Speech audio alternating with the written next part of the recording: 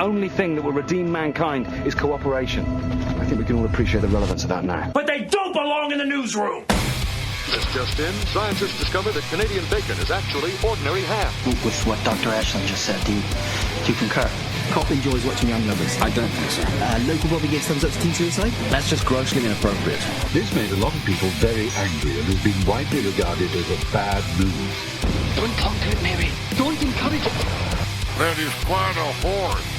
Miserable bloody Romans, no sense of humour. Or just like Kevin Bacon. Tastes good. Welcome back to the Hollywood Thumb, a short-form movie news podcast brought to you by It's Just Two Movies. My name is Daniel King. I'm Doug Wicker. How's it going? We're doing news this evening. Sad news up top: Wolfgang Peterson dies at 81. Known for Air Force One, Das Boot, The Never-Ending Story, and tons of other shit. Big bummer. Lost to the cinema world. What do you think about that, Douglas? Well, I mean, Wolfgang is honestly Never-Ending Story was a big staple, but of course that dude was a very, very flexible filmmaker. He also did Enemy Mine, like you remember that movie? Yeah. It's quite highly underrated movie. And there was also something else I forgot he did, The Perfect Storm. Yeah. Oh no shit, with old Clune Dog. Mm-hmm. Nice. Yeah, like that dude had a really, really good, well-rounded career. Do you want to know a fun fact about The Perfect Storm with my good friend, whom I call Clune Dog? Most of you would know him as George Clooney. I've never seen it. I've never seen it. Oh. No, I know everything about it though, because I've had it spoiled for me multiple times. I'm like, someday I'll watch it, but that day has just not happened yet. That's gonna be a day you're just randomly gonna be like, you're gonna be on the little thumbnail and looking at it. You're just gonna say, "Fuck it, I'm gonna watch Perfect Storm." Yeah, I'll fucking get in there. I don't give a shit. I will say, ocean stuff makes me uncomfortable. Yeah, because he also did, because it's genuinely scary. He also did Troy with Brad Pitt. Oh, I fucking love Troy with Brad Pitt. Get out of here. Yeah. I mean, that's good. You wouldn't think that, Wolfgang Peterson did that, but he did. That's a good one. Well, he will sorely be missed, and we certainly appreciate his contributions to filmmaking.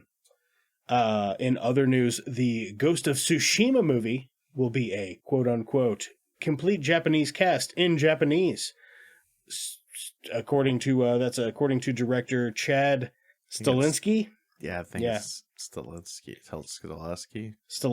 yeah.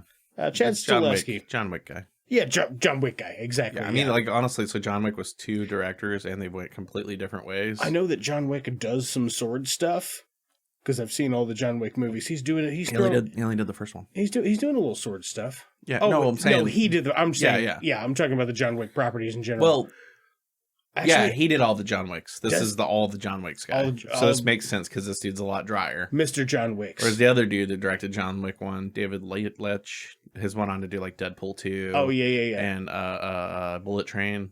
Like his stuff tends to have humor in it. So how do you feel about the Ghost of Tsushima? I didn't play the game, but honestly at this point it's like, why would you want to even make a movie out of it when... There's Akira Kurosawa is basically, that's his entire career made into a video game. Yeah, actually, they took his entire career, and crammed it into a game. Yeah, like what if we just made a Kurosawa movie, but it's a video game? See what we can really do to get it.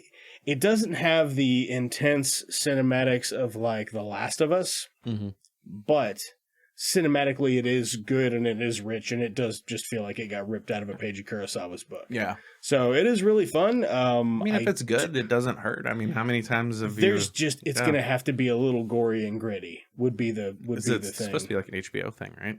Or who's doing that?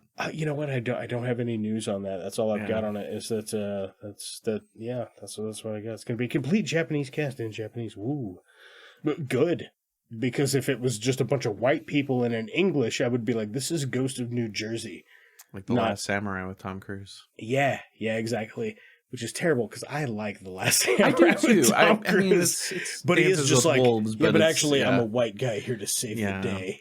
Although that was like Ken Watanabe. That's the first time I've been like, oh shit, this dude could fucking act his ass. I'd seen him in other stuff, but it was like the first time I'm like, this guy. Oh yeah. Now I'm like, sign me up for everything this guy does. So like, he was the highlight of that movie. Just good shit. Speaking of other good shit, maybe Millie Bobby Brown returns to opposite Henry Cavill as Sherlock in Enola Holmes, the sequel to Enola Holmes, the first one. Have you watched that? Do you care about that, Doug? Do you care about that? No. I don't care about that either. No. Yep. Moving on. It's just an item of news that I came across. Fantastic. Millie Bobby, just putting her name in the description will probably help out our algorithm. Yeah, people there we like go. that. But we talked about it, so Stranger go fuck Things. yourself. Stranger Things, that's all you needed to know. There it is. Right. Like there it is. Now when you search it, we honored our part of the bargain. Excuse me, I got a Duffer Brothers stuck in my Yeah. We talked about Stranger Things for 30 seconds. So across the Spider-Verse, toys starting to pop up at I think Targets. But they tease some other possible Spider-Mans to appear in the film as cameos. Some of them including Scarlet Spider Ben Reilly and Spider-Punk. I'm not sure this is news, but I am a big fan of all the Spider-Man stuff. I personally think Spider-Verse is probably one of the best damn movies, if not say top 5 best movies of the decade. It is. Well, I mean, it is. We'll go ahead and roll decade from when did that come out? 2020? 2019? 2020 or 2019. Yeah. Okay, so we'll say, we'll say the 2010 to 2020 period. If that came out then, I'm going to lump it in there. I was really impressed with I will say it's the best animated thing I've ever seen. And I think it is without doubt the best Spider-Man thing. Yeah. And I think, so whatever they plan on doing next, I'm sure, I have faith that it'll be as good, if not, better. Have you seen the preview for the next one? The animation styles change a little bit from I saw a little bit of a thing, but it's I don't know. I tend to it's weird movies like that one for some reason. I just kind of wrote off. Not that I didn't want to see it. I was just and I also, it's kind of kind of a tailwind of all the other Marvel stuff where I thought maybe, I'm just kind of, I don't know. I'm a little tired of it, a little grindy. A little wore out on it. But then I went and saw it and ate my words. It was really great. Right. Yeah. It's a super impressive movie. I didn't expect it to be as good as it was. Man. Wow. But speaking of things that actually, I think that's a Sony production, but I was trying to segue into a Disney thing. So we're just going to pretend it worked. Animated thing. Yeah. Animated thing. You know who loves animating shit? Disney. These people, they love a cartoon, these people. They're making a big Thunder Mountain movie. Yeah, you fucking heard that right. They've locked in the directors that also did the Hawkeye series on Disney Plus, the directing pair Bert and Birdie. What do you think about that? What do you think about Bert and Birdie? Didn't watch Hawkeye. I really don't have an interest in watching any more rides. Theme park rides turned into brothers. Same. They're just going to get The Rock. He's going to have a wife beater on. He'll go through the jungle. He'll get to the mountain. Is Jungle Cruise a ride?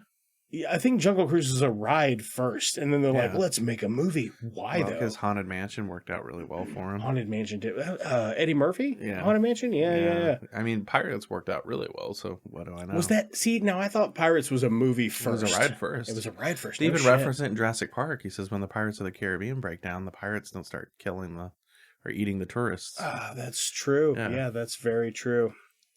God, Jurassic Park's a better idea for a theme park thing. Anyway, they're making a Thunder Mountain. I'm sure it'll have probably a Rock and an Emily Blunt in it. If there's one company that could just go, let's take a thing that shouldn't be a movie and make it a movie, it's probably Disney because they can just afford to throw all the money at it. Square peg in a round hole, baby. Yeah. They'll try and make it fit no matter what, even if nobody wants it. Yeah, and people will still go see it. They'll be like, just shut my kid up for the night. I love this as a kid. Let's go watch the live action remake.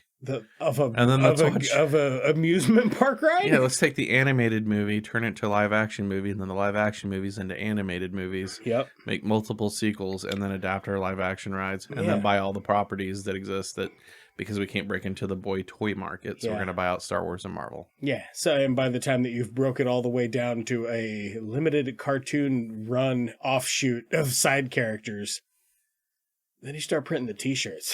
Absolutely, yeah. I mean, I don't care about this. I am curious to see what it's gonna be, but I don't care to watch it. Yeah, I don't even know if there's anybody they could cast in it that I would be like, whoa. Maybe if they got like Brad Pitt or Leonardo DiCaprio, that might pique my interest because I'd be like, why are they taking this? It'll be Harry Styles or Nate Wolf or one of the Jonas Brothers. It'll be somebody that you're just like kids really like, but like adults don't know who that is. Well, I tell you who I know that you like. I know you like some Nicolas Cage. I do love me some Cage. Yeah, that's damn straight. So National Treasure 3, the script reportedly soon on its way to the hands of our Lord and Savior, Nicolas Cage. I'm so pleased to hear that. Right, we might finally get a perfect trilogy. So according to Jerry Bruckheimer, anyway, I never saw the second one. I don't know what happens. It's been too long there. For me to really talk on it like that. I don't remember those movies too well. Does he return the Declaration of Independence? No, it's another heist thing. Does he just like sit in a leather chair and remark on its authenticity? I mean, the first one and the second one's him getting sent out to go do the thing. To go get another thing? Like he's got up to the challenge. He's like Indiana Jones, but with American artifacts. Is Tom Hanks what's the Tom Hanks one called where he's doing the same shit? Da Vinci Code. Da Vinci Code. Yeah, that's so is that an attempt at a grittier National Treasure? No, that's more of a puzzle he's solving because he's trying to uncover a conspiracy or something. And so Nick Cage is doing more of like an Indiana Jones thing. Yeah, he's more like trying to do a thing in order to do a thing, you know? Yeah, it's definitely more Indiana Jones, whereas Da Vinci Code is more like, you know, Illuminati, like thriller, kind of like get to the bottom of a thing. Yeah, I have seen those. I'll tell you what I did not see, though, is that HBO cuts the subscription cost because they just gutted most of their fucking anime content. All their anime content, looks like. But if you're into the HBO streaming service and you want to pay annually, it's like 30% cheaper than it has been. But that animated content is a lot of their content. Like, have you ever thumbed through HBO? There's really not much on there. No, as far as like features and stuff go, it's exactly. So I mean, when you dig into those like sub channels at the bottom, like TMC or Cartoon Network, you open up a lot more stuff. Yeah. But like what's curated to the top of the page, you know, you'll find other stuff deep in it. So again, I don't know if they're going to cut all of it, but it looks like all of it or most of it. But I mean, some of the shows, more notably anyway, would be the Harley Quinn series, which I've heard nothing but great things about. I haven't seen it. Primal, which is Jenny Trevdikovsky. They are cutting Primal, or they removed it. I don't know. I think they're either going to cut it or remove it. But it just got greenlit for season 2, like 2 months ago, and I was like, I was like, fuck yeah. I'm glad you watched that. You're the only other person that I've seen it. Yeah. You went and saw it in theater? I saw the premiere for it. That's fucking badass. It was really sick. Like I didn't know what to expect. I waited for the day that it released, and I binged the whole thing. I really, really liked it. So fucking good, man. His artwork is just. It's so like it's ingrained in my fucking DNA to be into it. The coolest thing about Primal, like, you know, as much as I love Samurai Jack, and, you know, I honestly really did enjoy, you know, Powerpuff Girls is funny. Yeah, and, same. Dexter's Laboratory? Dexter's Laboratory, I was like, this is the perfect show. Yeah. Like, despite that, like, what was cool about Primal, and I think Samurai Jack did do it to a degree, is that Primal's, like, very cinematic. Like there's almost no dialogue. Like really, like to my knowledge, I don't believe there is any dialogue. There's like two or three grunts and like 1 or 2 guttural screams, and apart from that, it is a silent. Like it's all nonverbal. The whole movie is just like just all through expressions, chittering of animals and walking through the jungle and fire crackling and shit. Yeah, so well done. I'm so glad that I hope that that's staying on there because it needs to be seen by more people. Bummer about that. My brother-in-law mentioned to me to check out another animated series on HBO called Close Enough. Very funny. Didn't finish it, honestly, because I forgot about it. And now it looks like I may not have the chance. And Infinity Train, I don't know. It was a big one when I Googled it. I've never seen that. Yeah. Yeah, so that's, imagine that. Somebody will let you pay... They'll give you 40% less stuff for 30% less money. Imagine that. It's one of those things. I mean, I've ranted about it quite a few times, even on podcasts recently, where this is why you buy physical media. Right. Because, like, this is gone now, and because it never had a physical form, there's a chance you might not ever see it again. Right. And it'll be a long, distant memory because of some corporate return on investment thing that, like, if you cherish things, we're living in an age where there's no room for sympathy, or not for you to like build a relationship with something. Like it's consumer based now. It's how fast can you consume and move on to the next thing, right? But never sit and let something register with you. Mm-hmm. To like love something, to love a piece of work like with your soul, and really connect with it. That's good it's stuff. Gonna be really fucking hard, man. I feel like these kids growing up, going through all this, they're never gonna have like that favorite movie they wear out.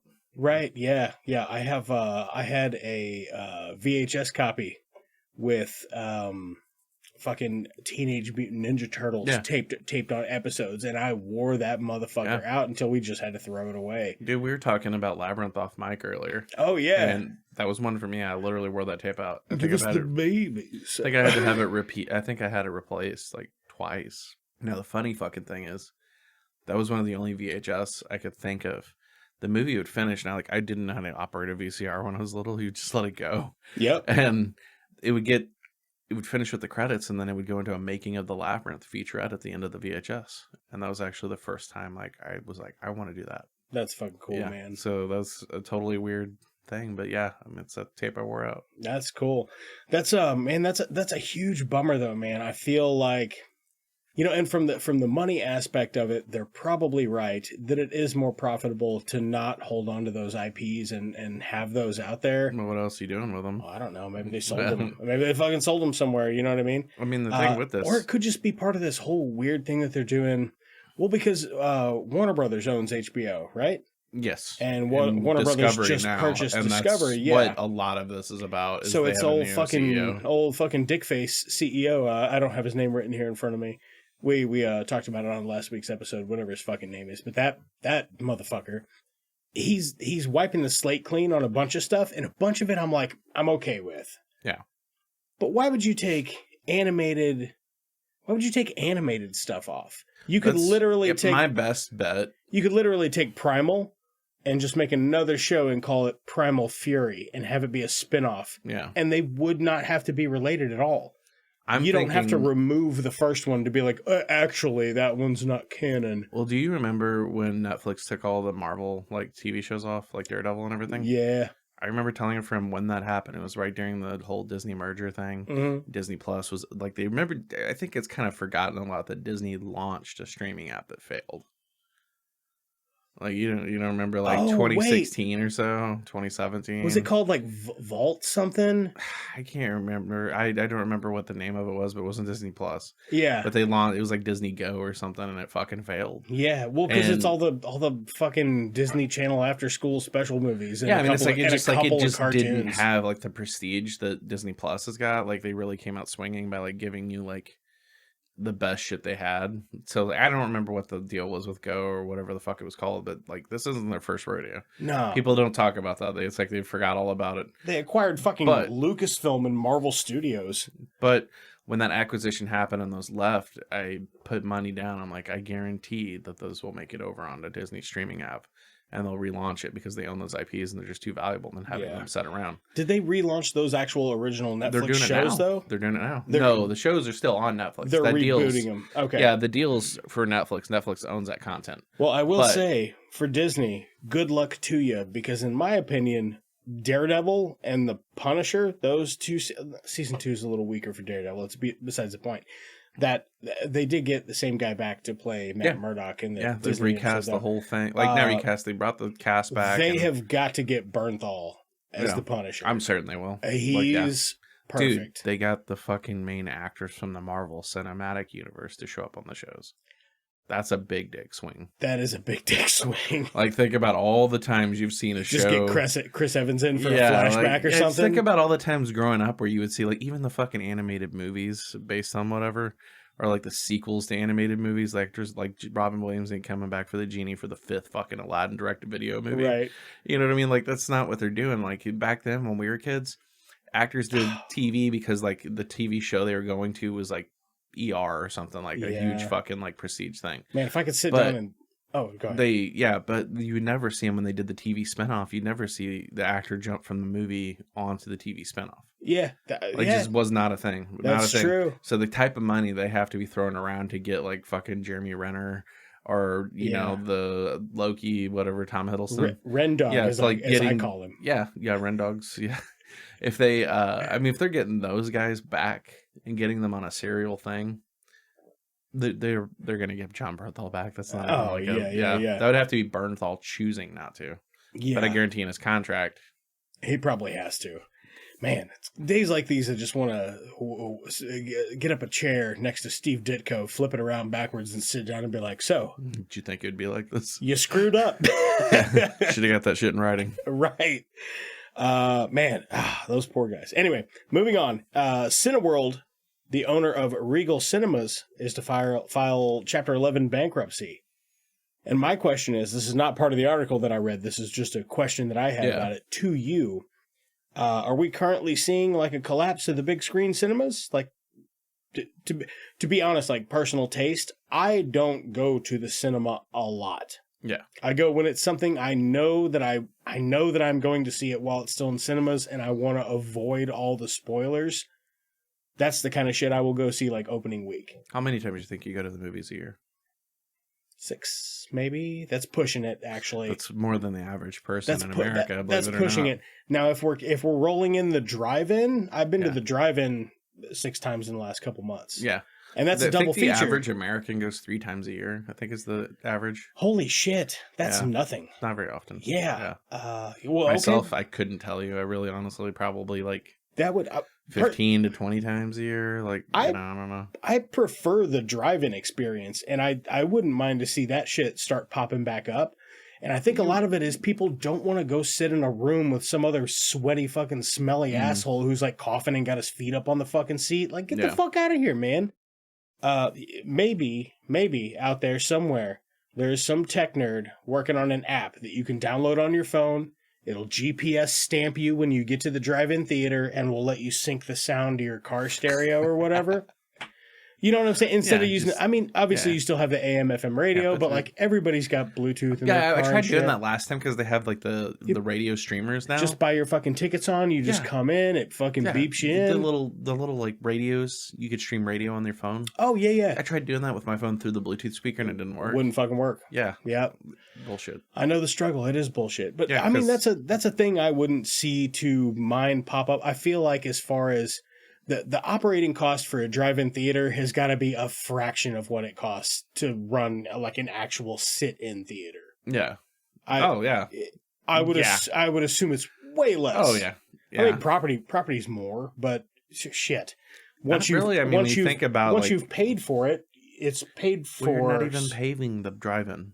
Like you're not. Yeah. Like the upkeep's pretty simple. Like it honestly, if you really looked at the top down of like a theater, like a multiplex, it's about the same space. Yeah. Like you're not paying. It's not like it takes up more space. You just don't have a giant building. There's less trash. People throw 99% of their own trash away. If they spill something, it's usually in their fucking car. Mm-hmm. There's a lot of wins to the drive-in. There are a lot of wins to the drive-in. Yeah. There's some movies that are just better experiences for the drive-in too. Like just I'd rather see certain things there. Then there's other things I would only want to see in a movie theater. Slashers and shit definitely got a better feel at the drive-in. I think. Yeah, for sure. Whereas like movies with like big sound design or something like that, where like you want that hefty weight, like say like a Transformers or a Godzilla. It's like I want to see that in the theater where it's like you're gonna feel the impact of what you're watching. Because the sound designs, that's the draw for a lot of stuff like that. It's like you want to feel the movie. That is true. What do you think about feeling fucking Robert De Niro starring in a new Warner Brothers gangster drama called Wise Guys, huh? Are you surprised about that? That Robert De Niro is going to play a gangster? Let's be real that De Niro's both played the best gangsters and the worst gangsters on film. Yeah. Like, there's times when he just hits all, like, used to be guaranteed. Then we got in that weird little stretch where he's doing like that weird Rocky versus Raging Bull or whatever. The war with Grandpa? Or that like, fucking weird thing that he came out with? It's like, I mean, it's crazy because I remember when Meet the Parents came out thinking like, is this where he's going to start slipping? Is this it? Yeah. But then he was like fucking amazing in it. It's like so played against type. And then somewhere in that, I think that he started to become kind of a caricature of what he was known for. And you're getting like versions that are a lot more weakened because of that. Yeah, I think so. Like, but that is essentially the news. Hot shit. That's it. In and out. Hot, right for your ass. Put a little cream on it. I have been Daniel King. This is Doug Wicker joining us. Please check out the parent podcast, Just Two Movies. You can write the show or tell me that I'm a dumb piece of shit. It's justtwomovies@gmail.com. Please like and subscribe. Leave us a like or a rating on whatever podcast platform or YouTube or whatever you're into. That'd be great. And enjoy the rest of your evening. Listen, share, repeat. I feel invigorated. I woke this morning with a tumescent glow. Bad news, Captain. We've only got one bullet. Little about my life has been kosher ever since. Stop being such a dick. Come on, Ed, it's bullcrap. It's not the Messiah. It's a very naughty boy. Missed it by that much. Your love of the halfling's league has clearly slowed your mind. Oh, that didn't pan out. A saucy line will not get you far with me. Good speech. Nice and short. Leaves more time for drinking. Break out the ale! These men are thirsty! The Hollywood Thumb is brought to you by It's Just Two Movies and is a production of Blue Cheese and Bacon Studios. Both can be found wherever you get your podcasts.